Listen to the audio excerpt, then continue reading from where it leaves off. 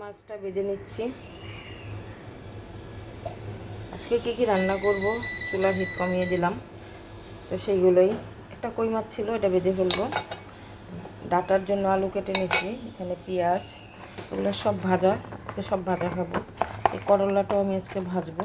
তো আজকে কী রান্না করি সেটাই আমি আপনাদের সঙ্গে শেয়ার করব। হালকা পাতলা একটু সবজি আইটেমের বেশি হবে। তো আসসালামু আলাইকুম, কেমন আছেন সবাই? আশা রাখছি আলহামদুলিল্লাহ ভালো আছেন। আমি আপনাদের দয়ায় ভালো আছি। এখানে কয়েক পিস মাছ আর একটা মাথা আছে, ভাবছি এটা ডাটা দিয়ে রান্না করব। ডাটাটা আমি সিদ্ধ করে নিয়েছি। আমি একটা কলমি শাক লাগানোর পরে এটা অনেক লতার মতো হয়েছে, অনেকগুলো শাখা হয়েছিল। ভাবলাম আজকে এটা একটু কেটে নিয়ে আসি। কেটে আলু দিয়ে এটাকে আমি এই যে পুঁটি মাছ দিয়ে এটাকে আমি চচ্চড়ি মতো করে করব। আমি কিভাবে করি সেটাই দেখাচ্ছি আপনাদের সঙ্গে। তো শিউলি দিয়ে মাখাচ্ছি, আমার হাত কেটে গেছে, অবস্থা অনেক খারাপ। ও না থাকাতে আমার অনেক কষ্ট হয়েছে কয়েকদিন, অনেক অনেক।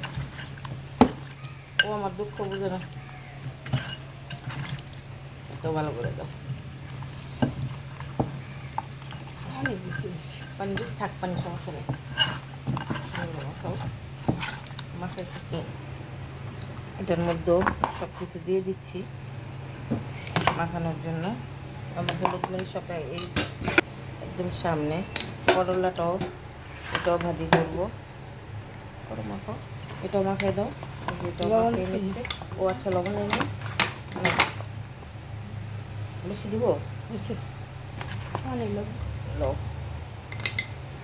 তো আজকে ভাজা করব, করলা ভাজি, মাছের মতো করে যেটা ভাজি করে সব কড়া দিয়ে মাখাই নিচ্ছি। নয়তো আমার হাতে আঙুল কেটে গেছে, ধরে গিয়ে অনেক।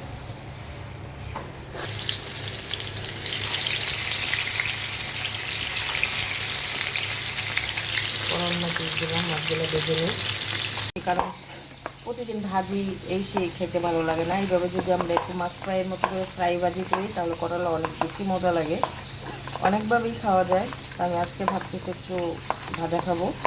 এটা গরম ভাতের সাথে খুব টেস্টি একটা খাবার। যারা করলা খেতে পছন্দ করে না তারাও খাবে। মাছটা হয়ে গেছে প্রায়, মাথাটাকে একটু বেশি ভাজবো, তুলে ফেলবো।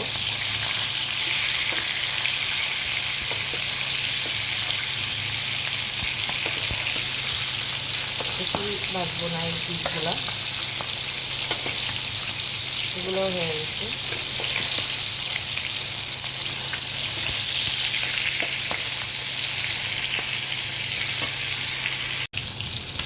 সবগুলা মাছ ভাজা হয়ে গেল।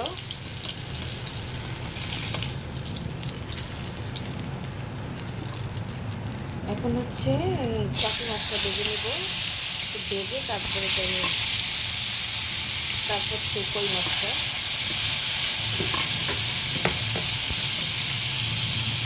সব মাছ ভাজা শেষ। আমি এটা বেশি ভাজবো না, জাস্ট নরম হলেই হবে। আর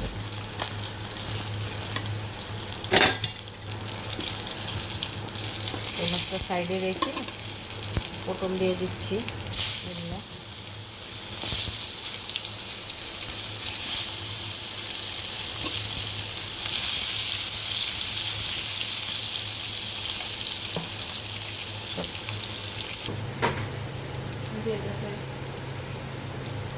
এটা আলুটাও ভেজে নিয়েছি।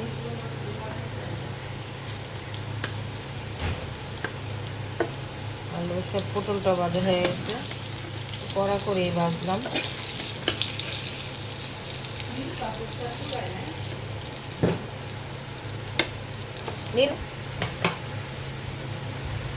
করলা দিয়ে ভেজে নিচ্ছি একটু এইভাবে।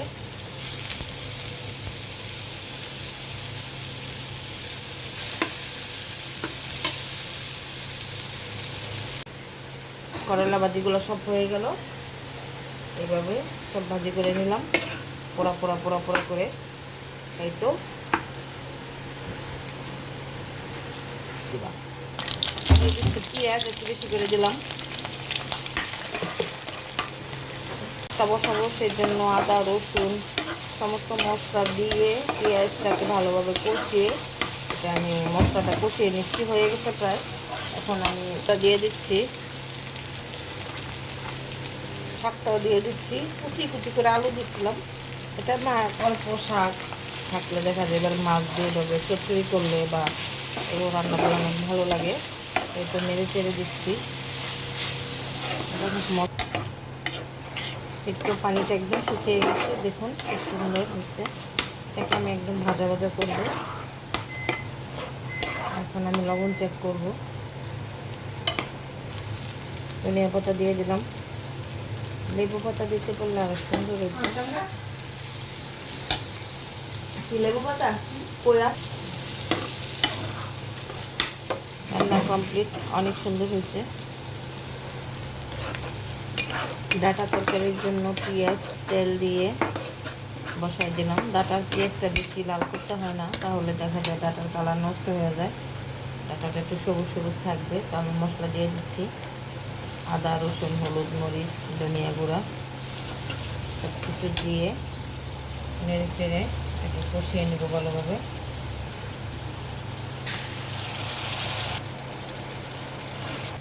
আজকে আমি এই তো আমার মজার ভাজা করলা ভাজি, একটা কই মাছ ছিল, পটল আলু, এটাই আরও অল্প একটু খাওয়া হয়েছে।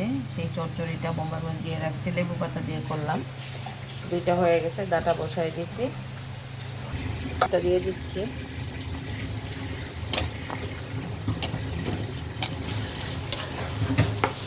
আলুটা একটু কষিয়ে একটু ভালোভাবে সিদ্ধ করে নিই, পানি দিয়ে দিচ্ছি, ঢেকে দিলাম। এখানে আমার ডাটা সিদ্ধ করা আছে, ডাটা দিয়ে আলুটা মোটামুটি সিদ্ধ হওয়ার পরে ডাটা দিয়ে আমি আবার একটু নেড়ে চেড়ে একটু কষিয়ে নেব ভালোভাবে। ঝোল ঝোল তরকারি অনেক খেতে ভালো লাগে, আর একটু ঝোল লাগবে। তো যেহেতু মাছ দিব একটু ঝোল দিই। বলক চলে আসছে, বিসমিল্লাহ। মাথাটা আগে দিয়ে দিলাম।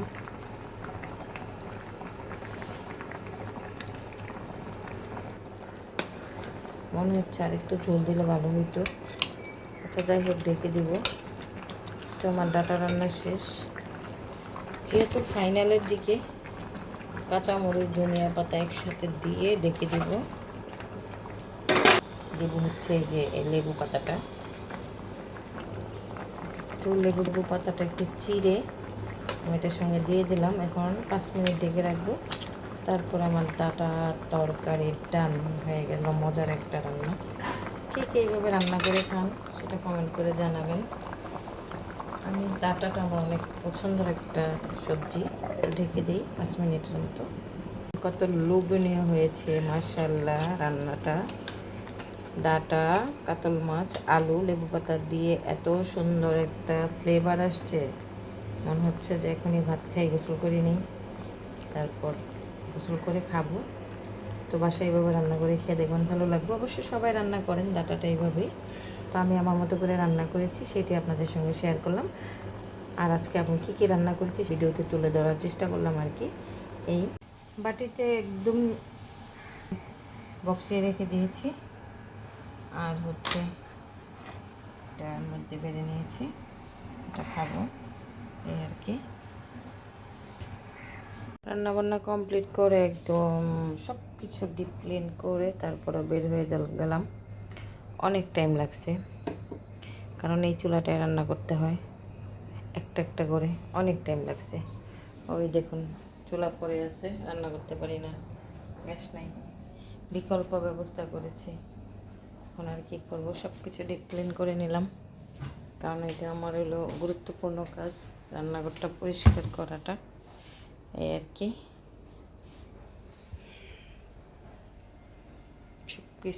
আমি সব কিছু হাতের সামনেই রাখি। তো এটা হচ্ছে আমার একটা আমলকির জুস। এই জুসটা আমি 2 দিন বা 3 দিন পর পর 7টা-8টা আমলকি একসাথে ব্লেন্ড করে খেয়ে ফেলি, জাস্ট চুলের জন্য, আর কিছু না। তো কে কে খাইতে পারেন কমেন্ট করে জানাবেন, আর চেষ্টা করবেন এইভাবে একটু আমলকি খাওয়ার জন্য।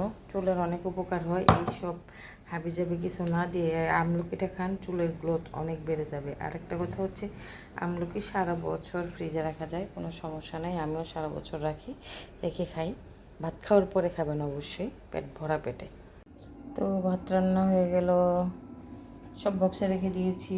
মজার সে ডাটা দিয়ে, কাতল মাছ দিয়ে, তারপরে হচ্ছে আগের গরুর মাংস, লেবুর পাতা দিয়েছি। কি যে সুন্দর হয়েছে!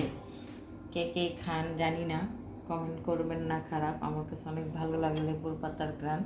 তারপরে হচ্ছে সেই কলমি শাক, কুচি আলু আর টাকি মাছ দিয়ে চচ্চড়িটা, এই যে সঙ্গে আছে বোম্বাই মরিচ। আর এইখানে হচ্ছে একটা কই মাছ ছিল, এটা ভেজে রাখছি। করলা ভাজি, আলু, পটল, এগুলো ছিল ফ্রিজ ঝাড়া সবজি, তাই চিন্তা করলাম কি করব, ভেজে ভেজে খাই। আর আগেও একটু তরকারি ছিল। যাই হোক, এই আজকে রান্নাবান্না। তো আজকে রান্নাবান্নার ব্লগ ভিডিওটা আপনাদের কাছে কেমন লাগলো অবশ্যই কমেন্ট করে জানাবেন। ভালো লাগলে একটু সাপোর্ট করবেন, লাইক দিবেন, শেয়ার করবেন। তো সবাই ভালো থাকবেন। আগামী ব্লগ দেখার আমন্ত্রণ জানিয়ে শেষ করছি। আল্লাহ হাফিজ, আসসালামু আলাইকুম। করলা ভাজি নিয়ে এলাম, সব কিছু একসাথে নিয়েছি। 2টা আলু, একটা পটল, মাছটা নিয়েছি। অল্প একটু বোম্বাই মরিচ নিয়েছি। যেহেতু আমার কণ্ঠটা অনেক বসা, কথা ঠিকমতো বলতে পারি না, গলায় বসে যায়, নিঃশ্বাস নিতেও কষ্ট হয়। তো এর জন্যই ঠান্ডার মধ্যে এই ধরনের খাবারগুলো খেতে অনেক ভালো লাগে, তাই জন্য খাইলাম। করলাটা তো এমনিও অনেক উপকারী জিনিস, তো এই তো খেয়ে নিচ্ছি বিসমিল্লাহ বলে। মাশাআল্লাহ, মজা হয়েছে। এইভাবে মাছের মতো করে ভাজি করে করলা খেলে অনেক ভালো লাগে। তারপরে যদি আবার পাকা করলা হয় তাহলে আর। সাথে একটু আচার নিলাম বোম্বাই মরিচের, তাহলে আরও মজা হয়, ফ্লেভারটা অনেক সুন্দর।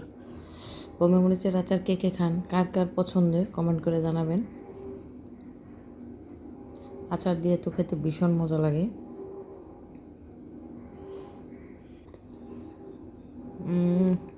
মাশাআল্লাহ, এত সুন্দর একটা গান! মাশাআল্লাহ মাশাআল্লাহ, আলহামদুলিল্লাহ, আল্লাহ রিজিকে রাখছে, খাচ্ছি।